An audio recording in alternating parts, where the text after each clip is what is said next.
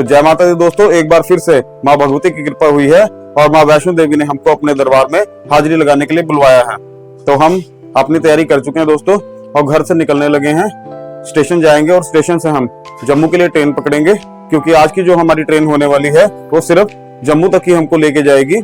आगे हम train change करके कटरा सिटी पहुंचेंगे। तो बढ़ते हैं अपनी यात्रा में आगे की ओर और सबसे पहले लेते हैं माता रानी का आशीर्वाद। तो सबसे पहले हमने अपने घर में बने माता रानी के दरबार में अपना शीश नवाया और माता रानी का आशीर्वाद प्राप्त किया, क्योंकि इन्हीं के आशीर्वाद से आज वो सुंदर समय आया है कि माँ भगवती ने हमको अपने दरबार में हाजिरी लगवाने के लिए बुलाया है। तो लेते हैं माता रानी का आशीर्वाद और बढ़ते हैं अपनी यात्रा में आगे। जय माता दी दोस्तों।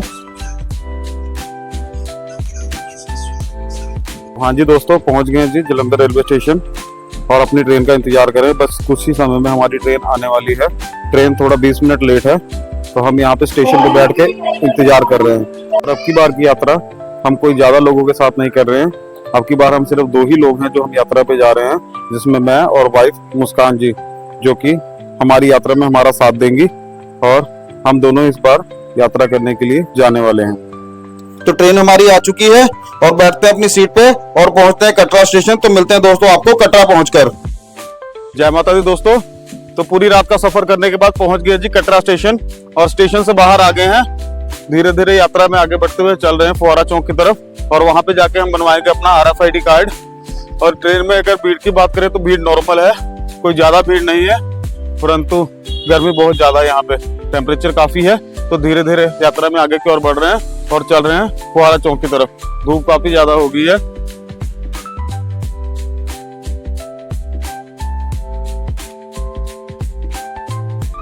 और बस स्टैंड के बगल में बने रजिस्ट्रेशन काउंटर से हमने अपना RFID कार्ड बनवा लिया है। यात्रा की अगर बात करें तो भीड़ नॉर्मल है, कोई ज्यादा रश नहीं है दोस्तों, परंतु मौसम थोड़ा गर्मी वाला है, जिसमें हमको दिन में यात्रा करने में थोड़ी सी दिक्कत हो सकती है।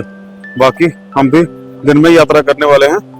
तो फुवारा चौक की ओर होते हुए और चलते हैं स्वागतम द्वार की तरफ। तो यात्रा में आगे बढ़ रहे हैं जी। फुवारा चौक से आगे निकल चुके हैं और जा रहे हैं स्वागतम द्वार की तरफ। यहाँ से हम पैदल ही जाएंगे स्वागतम द्वार तक और वहां से अपना RFID कार्ड और सामान की जांच करवाकर बढ़ेंगे अपनी यात्रा में आगे की ओर। तो पहले हम जाएंगे बाणगंगा में जाके करेंगे स्नान और फिर थोड़ा फ्रेश होकर फिर अपनी यात्रा पूर्ण रूप से शुरू करेंगे। तो स्वागतम द्वार पहुंच गए हैं जी और भीड़ आप देख सकते हैं, यहाँ पे भी भीड़ बिल्कुल नहीं है। तो हम अपनी यात्रा में आगे बढ़ रहे हैं जी और माता रानी का नाम लेकर हमने अपनी यात्रा शुरू कर दी है। तो यहाँ पे हम अपना RFID कार्ड दिखाकर अपने सामान की जांच करवाएंगे और अपनी यात्रा को शुरू करेंगे जी। जय माता दी। स्वागतम द्वार से एंट्री कर गए हैं जी और भीड़ आप देख सकते हैं दोस्तों। श्रद्धालुओं की संख्या हमको बहुत कम देखने को मिल रही है। सिर्फ वही श्रद्धालु हमको नजर आ रहे हैं जो कि यात्रा करके वापस आए हैं और यात्रा का RFID कार्ड वापस करने के लिए लाइन में लगे हुए हैं। तो हम भी इस थोड़ी सी भीड़ को पार करते हुए बढ़ रहे हैं जी बाणगंगा की तरफ। और आपको दिखा दूं एक बार फिर से कि यात्रियों की संख्या हमको बहुत कम देखने को मिली। तो बाणगंगा पहुंच गए हैं जी और बाणगंगा का दृश्य आप देख सकते हैं। यहाँ पे भी यात्रियों की संख्या थोड़ी कम है और बाणगंगा में इस टाइम पानी बिल्कुल भी नहीं है। तो जो यात्री यहाँ पे स्नान कर रहे हैं वो पास में बने बाथरूम में ही स्नान कर रहे हैं। और यहाँ पे हमने माता रानी के बने मंदिर में दर्शन किए और आशीर्वाद प्राप्त किया और बढ़ गए जी यात्रा में आगे की ओर। थोड़ी और आगे चलने के बाद पहुंच गए जी शुभ्रा भवन। शुभ्रा भवन में हलवे चने का प्रसाद जो कि श्राइन बोर्ड की तरफ से मिलता है। तो अब की बार हमने यहाँ पे हलवे चने का प्रसाद नहीं खाया, कुछ 10-15 मिनट बैठ के यहाँ पे आराम किया और बढ़ गए जी यात्रा में आगे की ओर।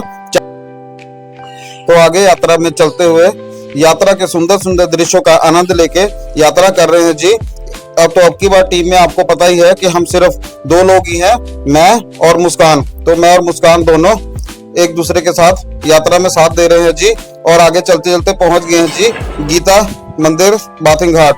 गीता मंदिर बाथिंग घाट में कुछ देर हम आराम करने वाले थे और जब अंदर पहुंचे तो नहाने वाली जगह पे यहाँ पे भी पानी बिल्कुल भी नहीं था और जो थोड़ा सा पानी यहाँ पे पड़ा था तो लोग उसी में स्नान कर रहे थे। तो इस बार हमने यहाँ पे फिर से नहाने का प्लान कैंसिल कर दिया और पता नहीं क्या है, इस बार जून का महीना हो गया है और बाणगंगा में हमको बिल्कुल भी पानी देखने को नहीं मिल रहा है। लास्ट टाइम हम अप्रैल में आए थे नवरात्रों में, तब भी हमको यहाँ पे बिल्कुल पानी देखने को नहीं मिला था।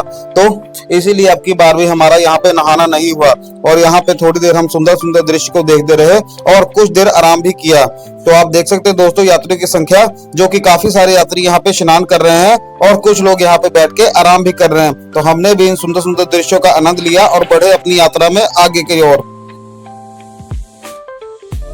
तो दोस्तों यात्रा बहुत ही अच्छी चल रही है और हम भी धीरे धीरे माता रानी के दरबार की ओर बढ़ रहे हैं जी। यात्रा में पढ़ रहे हैं, बहुत ही सुंदर सुंदर दृश्यों का आनंद ले रहे हैं।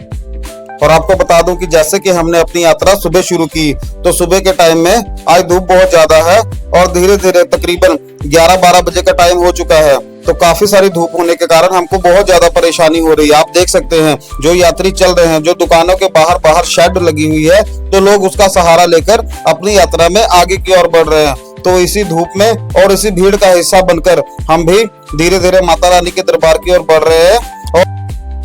यात्रा हमने करीब 11 बजे शुरू की थी दोस्तों। तो काफी सारी धूप होने के कारण हमको थोड़ी सी परेशानी जरूर हो रही है, पर माता रानी का बुलावा आया है तो हम माता रानी के दरबार की ओर चल रहे हैं जी। तो यात्रा में आगे बढ़ते हुए पहुंच गए हैं जी चरणपाद का मंदिर। ये वही मंदिर है जी जहाँ पे माता रानी के चरण चिन्ह हैं। तो चलते हैं जी, माता रानी के दर्शन करते हैं और माता रानी का आशीर्वाद लेकर चलते हैं अपनी यात्रा में आगे की ओर। तो धीरे धीरे यात्रा में आगे बढ़ेंगे दोस्तों और पहुंच जाएंगे माता रानी के दरबार में। जब कभी भी आप यात्रा में आए दोस्तों, तो मंदिर के अंदर जाकर माता रानी के चरण चिन्ह के दर्शन जरूर करें और माता रानी का आशीर्वाद जरूर प्राप्त करें। मंदिर के अंदर माता रानी का बहुत ही सुंदर स्वरूप और एक शिला पर माता रानी के चरण चिन्ह मौजूद हैं।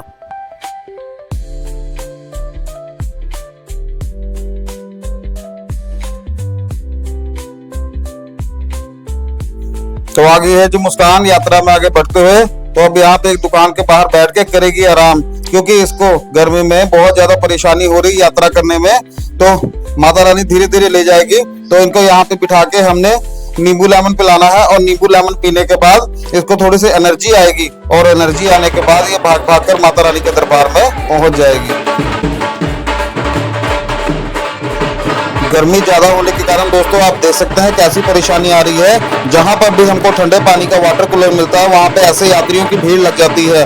पर फिर भी पूरे यात्रा ट्रैक पर टेम्परेचर ज्यादा होने के कारण हमको कहीं भी ज्यादा ठंडा पानी नहीं मिला, तो सिर्फ नॉर्मल पानी से ही हमको गुजारा करना पड़ा। तो मुस्कान ने आराम कर लिया है और धीरे धीरे अपनी यात्रा में आगे की ओर बढ़ गई है, क्योंकि इस बार ये मेरे साथ अकेली आई है।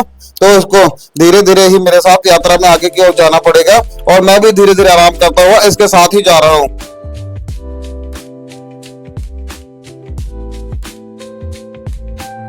तो अर्धकुंवारी से थोड़ा पीछे हैं जी, तो यहाँ की फेमस आइसक्रीम खाने लगे हैं जी। तो मैं अकेला ही हूँ, मुस्कान पीछे है, तो मैं अकेले ही आइसक्रीम खा के फिर बढ़ूंगा अपनी यात्रा में आगे की ओर। यात्रा आप देखिए जी, बहुत ही हल्के फुल्के लोग यहाँ पे चल रहे हैं, कोई इतना रश नहीं है। अदरवाइज हम जब आते हैं तो यहाँ पे पूरी यात्रियों की लाइन लगी होती है। तो अब की बार हमको ज्यादा कोई यात्रा देखने को नहीं मिल रही है। जून का महीना है, जून में तो जैसे बच्चों की छुट्टियां हो जाती हैं, पर हमको इतनी ज्यादा भीड़ देखने को नहीं मिल रही है और हम बहुत आराम से यहाँ पे यात्रा कर रहे हैं। कोई भीड़ भाड़ हमको नहीं नजर आ रही है।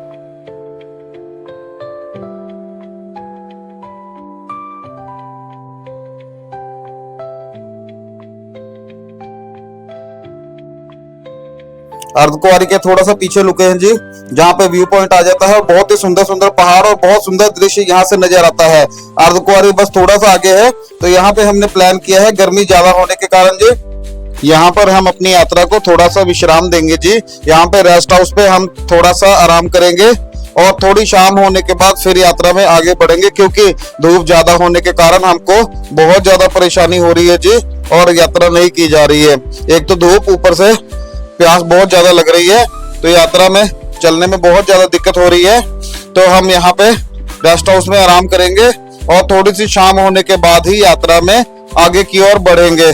तो मुस्कान आ जाए जी। तो अब तब तक मैं यहाँ पे खड़ा होकर उसका इंतजार कर रहा हूँ और उसके आने के बाद हम चलेंगे अर्धकुंवारी के पास। थोड़ा सा दूरी है, तो मुस्कान आएगी तब हम आगे की ओर बढ़ेंगे और यहाँ के सुंदर सुंदर दृश्य को देख रहे हैं जी। तो मुस्कान आ गई है जी। तो अब हम दोनों जा रहे हैं जी अर्धकुंवारी की ओर, जो कि यहाँ से कुछ ही दूरी पे है। तो वहां पे रेस्ट हाउस पे जाके हम थोड़ी देर आराम करेंगे। तो धीरे धीरे बढ़ रहे हैं अर्धकुंवारी की ओर। धूप बहुत ज्यादा है तो चल रहे हैं आगे। थोड़ी सी परेशानी भी हो रही है हमको धूप में चलने में। तो मुस्कान ने बहुत ज्यादा हिम्मत की है, जो कि धीरे धीरे धूप में चलते हुए और पानी पीते हुए आगे की ओर बढ़ते हुए अर्धकुंवारी पहुंच गई है। तो यहाँ पे रेस्ट हाउस में चलेंगे और वहां पे हम जाके करेंगे आराम, और यहाँ पे कुछ हल्का फुल्का खाएंगे, क्योंकि ज्यादा अगर कुछ खाएंगे तो हमको चलने में और ज्यादा परेशानी होगी। तो इसीलिए कुछ हल्का फुल्का खाएंगे और यहाँ पे रुककर थोड़ी देर आराम करेंगे और अर्धकुंवारी के बहुत ही सुंदर सुंदर दृश्यों का आनंद भी लेंगे। तो अर्धकुंवारी पहुंच गए हैं जी, और बहुत ही सुंदर दृश्य दोस्तों आप देख रहे हैं अर्धकुंवारी का। यात्रियों की संख्या आप देख ही सकते हैं, काफी सारे यात्री यहाँ पे बैठ के आराम कर रहे हैं, और हमने भी यहाँ पे कुछ देर आराम कर लिया है और अब अर्धकुंवारी प्रांगण में आ गए हैं। अर्धकुंवारी प्रांगण के बहुत ही सुंदर दर्शन दोस्तों, और काफी सारी यात्रियों की भीड़ आप देख सकते हैं दोस्तों, जो कि यहाँ पे कुछ यात्री आराम कर रहे हैं और कुछ जो है गर्भजून गुफा में दर्शन के लिए अपनी बारी का इंतजार कर रहे हैं।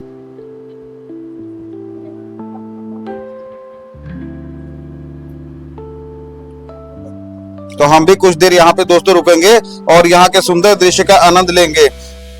गर्भजून के दर्शन के लिए हमने भी अपनी पर्ची ले ली है जी। तो टोकन में हमको 48 घंटे का टाइम मिला है, तो वापसी देखेंगे। अगर हमारे पास टाइम रहा तो हम गर्भजून में फिर से दर्शन के लिए ट्राई करेंगे, क्योंकि आज तक हमने गर्भजून में कभी दर्शन नहीं किए हैं। पर हर बार जब भी टाइम लगता है तो यात्रा में हम अपना टोकन जरूर लेते हैं, पर टाइम की कमी होने के कारण कभी दर्शन नहीं हो पाते हैं। तो अर्धकुंवारी से निकलते हैं जी यात्रा में आगे की ओर। तो आपको बता दूं दोस्तों कि अर्धकुंवारी से हमेशा हम अपनी यात्रा जो है हाथी मथे वाले मार्ग से करते हैं जी।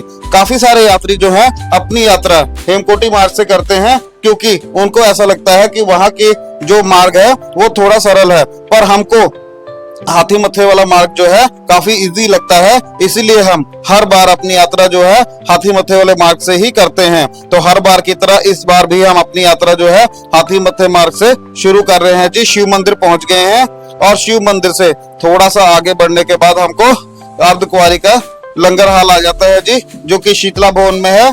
तो थोड़ी सी चढ़ाई ज्यादा हो गई है, तो यहाँ पे कुछ देर रुक के विश्राम करने के बाद चले हैं जी आगे।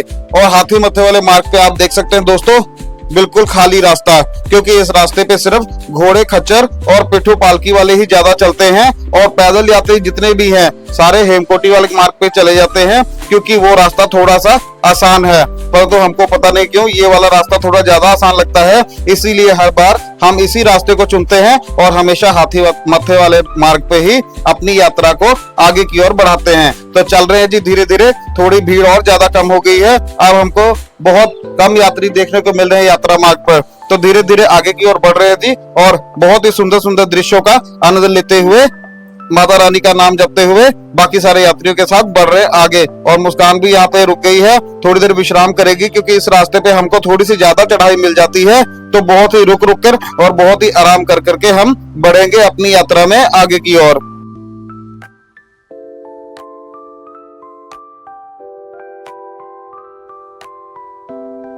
यात्रा में थोड़ा सा आगे बढ़े हैं जी, थोड़ी सी ऊंचाई पे आके अर्धकुंवारी मंदिर का प्रांगण देखो दोस्तों कितना सुंदर लग रहा है। और हम अपनी यात्रा में हर बार यहाँ पे रुक के थोड़ी देर के लिए माता रानी के मंदिर को जरूर निहारते हैं। हाथी मथे वाले मार्ग पे हैं दोस्तों, और ट्रैक आप देख सकते हैं बिल्कुल खाली। बहुत कम यात्रियों की संख्या हमको यहाँ पे देखने को मिल रही है। तकरीबन हर बार ऐसे ही होता है, क्योंकि इस मार्ग पे बहुत कम यात्री यात्रा करते हैं। तो हम हमेशा अर्धकुंवारी के बाद इसी रूट पे यात्रा करते हैं, तो थोड़ी सी भीड़ कम जरूर हो जाती है, पर घोड़े का रश हमेशा यहाँ पे रहता है। तो इस बार आपको बता दूं कि थोड़ी यात्रियों की संख्या भी कम है, तो इसीलिए घोड़े का रश भी हमको थोड़ा कम ही देखने को मिल रहा है। तो धीरे धीरे बढ़ रहे जी अपनी यात्रा में आगे की ओर।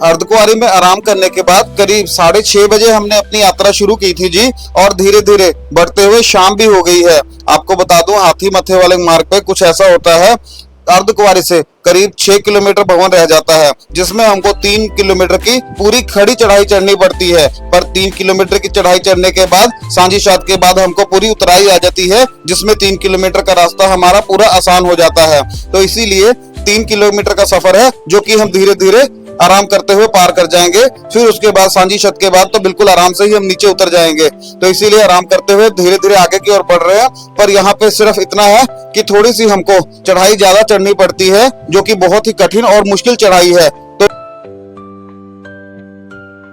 काफी अंधेरा हो गया है जी और हम काफी ऊंचाई पे आ गए हैं। कटरा शहर दोस्तों आप देख ही सकते हैं, जैसे आसमान के हजारों तारे जमीन पर उतर आए हों। कितना सुंदर लग रहा है जी कटरा शहर।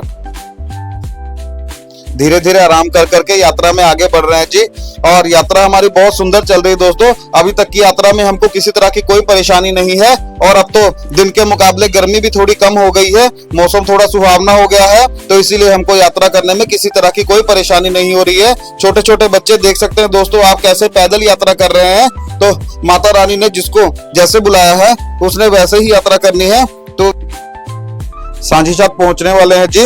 तो रास्ते में बैठ के आराम कर रहे थे और बंदर आया है, जिसने मुस्कान के बैग से बोतल निकाल के पानी पीना शुरू कर दिया है। तो लगता है इसको भी बहुत ज्यादा गर्मी लग रही है दोस्तों। तो ये अपने आप ही आया है, उसने बैग से बोतल निकाली है और ढक्कन खोल के पानी पीना शुरू कर दिया है।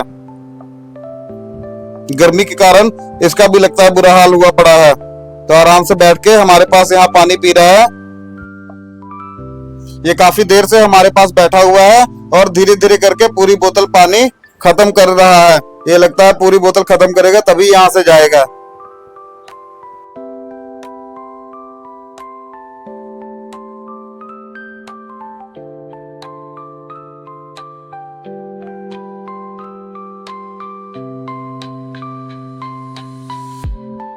सांझी छत डिस्पेंसरी पहुंच गए हैं जी। तो यहीं पे भी जी लंगर हाल है जी, जहाँ पे श्राइन बोर्ड की तरफ से हलवे चने का प्रसाद मिलता है जी। तो काफी सारी यात्रा करने के बाद पहुंचे सांझी छत। तो यहाँ से हमारी चढ़ाई भी खत्म हो जाएगी। अब इसके बाद जो रास्ता आएगा वो सारा उतराई वाला आएगा, जो कि करीब 3 किलोमीटर का है जी। तो 3 किलोमीटर उतराई करने के बाद हम पहुंच जाएंगे भवन पे। सांझी छत से दोस्तों कटरा शहर का बहुत ही सुंदर दृश्य दोस्तों। यहाँ से कटरा शहर बहुत ही सुंदर लगता है। और आपको बता दूं कि कटरा शहर जो है सिर्फ हमको सांझी छत तक ही दिखाई देता है, और इसके बाद जैसे ही उतराई शुरू करेंगे कटरा शहर हमको दिखना बंद हो जाएगा, क्योंकि हम दूसरी डायरेक्शन में हो जाएंगे। आगे बढ़े हैं जी, उतराई शुरू हो गई है और थोड़ा सा रास्ता भी आसान हो गया है। सांझी छत के बाद रास्ता थोड़ा तंग भी हो जाता है दोस्तों। और दोस्तों माता रानी के दरबार की झलक दिखती हुई और बहुत ही खुशी हुई दोस्तों। बहुत ही सुंदर यात्रा करने के बाद जो दृश्य हमको नजर आता है दोस्तों, तो जैसे हमको जन्नत ही मिल गई हो। और बहुत आनंदमय दर्शन माता रानी के भवन के। तो बढ़ रहे हैं जी यात्रा में आगे की ओर। माता रानी का भवन दिखने के बाद दोस्तों मन को बहुत ही ज्यादा खुशी मिल जाती है, और जो हम पीछे यात्रा करके आए हैं, थकावट हुई है, वो सारी थकावट हमारी दूर हो गई है। और दिल में सिर्फ यही इच्छा है कि जल्दी जल्दी माता रानी के दरबार के पास पहुंचे और जाकर माता रानी के दर्शन करें जाके दोस्तों। तो चलते हैं भवन पे और करते हैं माता रानी के दर्शन दोस्तों। तो आगे की यात्रा हम आपको दिखाएंगे अपनी अगली वीडियो में दोस्तों। तो प्लीज हमारे साथ बने रहें और वीडियो को लाइक जरूर करें और चैनल को सब्सक्राइब जरूर करें।